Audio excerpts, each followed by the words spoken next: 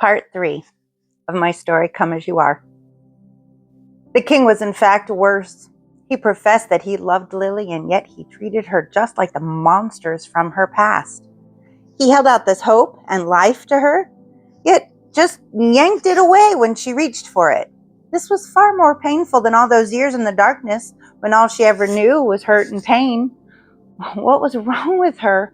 Why couldn't she be good enough? Why couldn't he see how much she wanted to be with him? Why didn't he help her if he loved her so much? If she really was his daughter, why did he make her pay with this torture and this pain?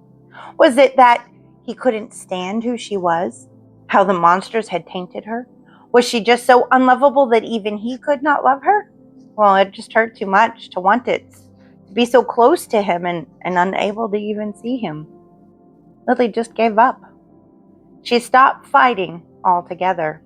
She stopped struggling, and she just laid still, all tears dried up. She shut down. Those in the room with her kept talking to her, but she couldn't hear them any longer. They yelled, they urged her to write, they kept at her for another hour until they realized that she'd given up. One by one, they left the room, sadness on their faces. They pitied her, but they couldn't help her if she didn't want to help herself. And when the last one closed the door, Lily stood up, grabbed her letter, folded it, and placed it in her pocket. She opened the door of her room and she tiptoed out of there, down the hall and out the front doors. She didn't look back to see if anyone was watching her leave. She wouldn't go back, no matter who came after her. She didn't care that the king was her adopted father. If he required her to go through so much pain just to see him, it wasn't worth it. She didn't want to be his daughter. She didn't want any more pain. She'd had enough of that in the dungeon. All those promises of belonging were just rubbish. So she ran until she could run no longer. And reaching the point of exhaustion, Lily collapsed on the ground outside a small cottage. She lay there just waiting to expire. Her skin was not only stained now, it was raw. Every move she made brought a fresh stab of pain. She couldn't lift her hands without searing heat coursing through her body. She closed her eyes and just waited for the end. That is where they found her. An old man and a lady. They were walking down the path from the garden when they spotted her on the road. They picked her up, carried her inside, and dressed her wounds. Lily woke the next morning and found herself in a warm, comfortable bed, surrounded by an array of beautiful flowers. She slowly crawled out of bed and opened the door to the living room. The lady looked up and smiled at her. Patting the couch next to her, she motioned for Lily to come sit. Obediently, Lily walked over and sat down next to the lady. Lily waited. What would this lady say? Did she know the king? Who was that old man sitting in the chair across the room? As she sat there, Lily heard the two of them talking quietly together. When Lily heard the familiar words of love and adoption, her heart stopped. She hadn't run far enough away. They knew. She would be tortured here too.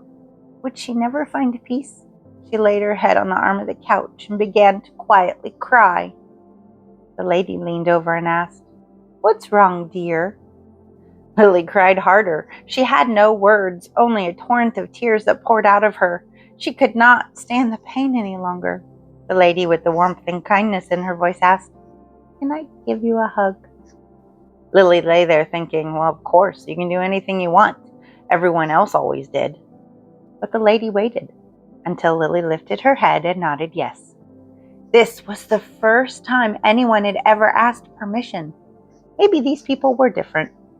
Lily dared to hope.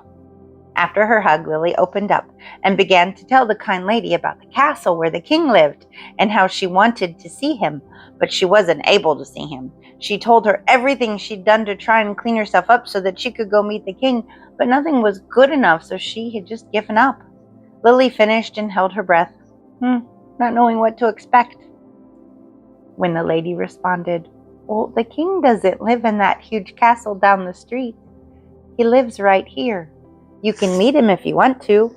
Lily began to cry. "But I'm not ready. I can't keep these stains off. I haven't written down all my bad deeds. How can I ever meet the king?"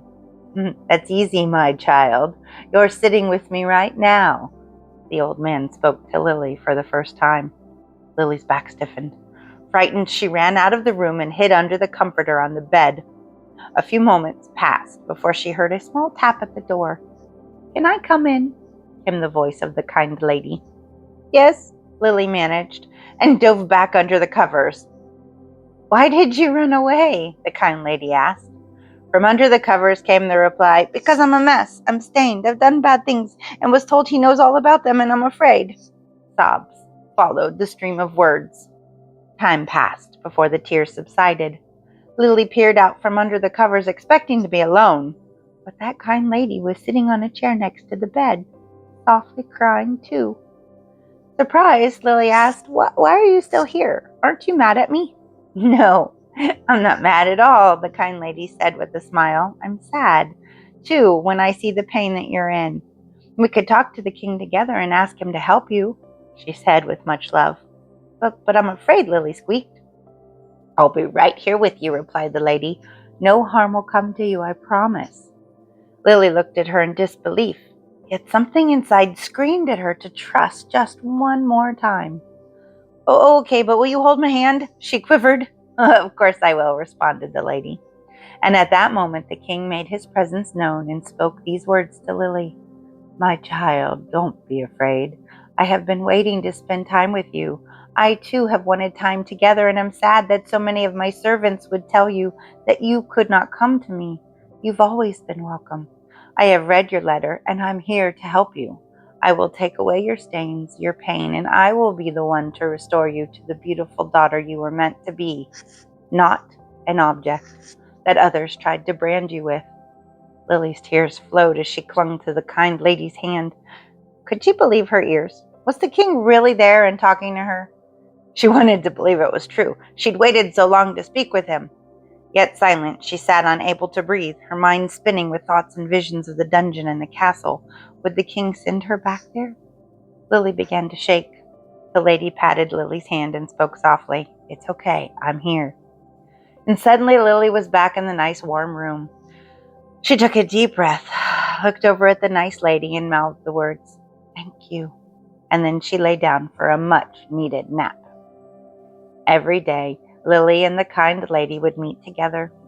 They spent many months sitting in that room, Lily hiding under the covers, too afraid for the king to see her, yet wanting to be in his presence.